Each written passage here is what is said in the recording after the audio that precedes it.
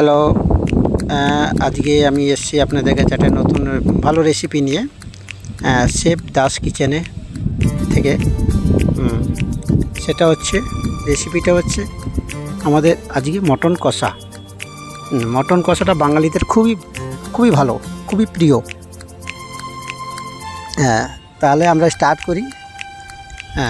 Mutton কষার জন্য আমার লাগবে হচ্ছে, যেমন আমি 4.5 কিলো মটন বানাবো। মটন কষা আমি 1 কিলো সর্ষের তেল দিলাম, আর 5-6টা তেজপাতা, আর 4-5টা লং, আর 4-5টা এলাচ, আর 4-5টা আপনার দিলাম তেজপাতা। এবার পেঁয়াজ দিলাম আমি 3 কিলো থেকে একটু কম দিলাম। আপনারা গ্রেভি বেশি করতে চাইলে একটু পেঁয়াজ বেশি দিতে পারেন, কিন্তু মিষ্টি হয়ে যাবে, দেওয়াটা ঠিক হবে না। এবার পেঁপে আমি একটু হাফ পেঁপে দিয়ে দিলাম, 250 গ্রামের একটা পেঁপে দিলাম। পেঁপেটার দেওয়াটার কারণ হচ্ছে মাংসটাকে একদম নরম করে, যাতে বয়স্ক মানুষরাও একটু খেতে পারে, ভালো মতন খেতে পারবে। হাতে দিলেই মাংসটা মনে হবে গলে যাবে, এমন মাংসটা হবে। দেখুন, এবার মাংসটা বানাতে খুবই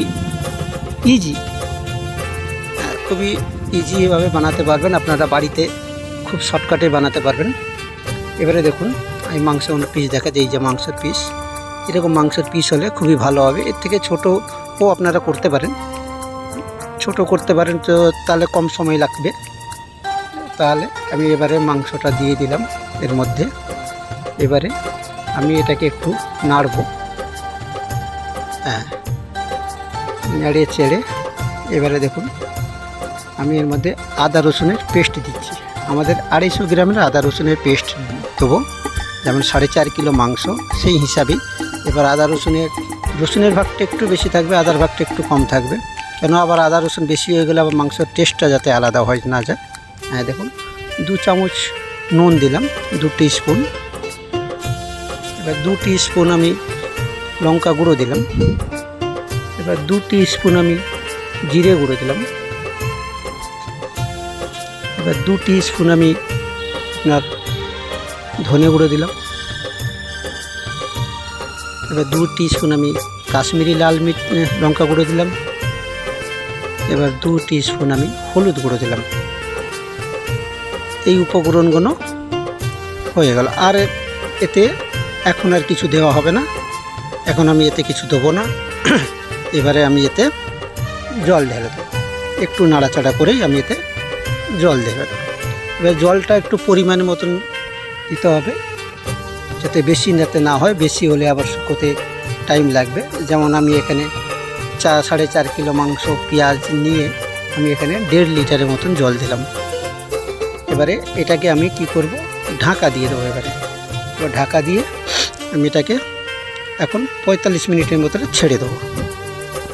তারপরে এবার দেখুন, ঢাকা খুলে আমি দেখলাম, দেখুন এবার আমাদের মাংসটা অলরেডি রেডি হয়ে গেছে, কুক হয়ে গেছে। দেখুন, তাহলে আমাদের মাংস, পেঁয়াজও গলে গেছে, কি সুন্দর গ্রেভির একটা ফ্লেভার বেরিয়েছে।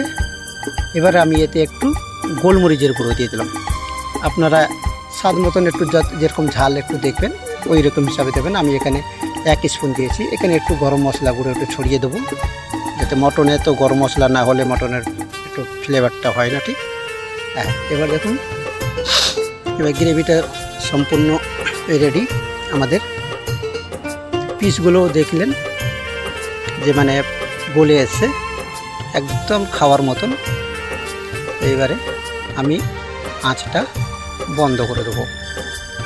এবার চুলার আঁচটা আমি বন্ধ করব, যেহেতু আমাদের মটন কষা হয়ে গেছে।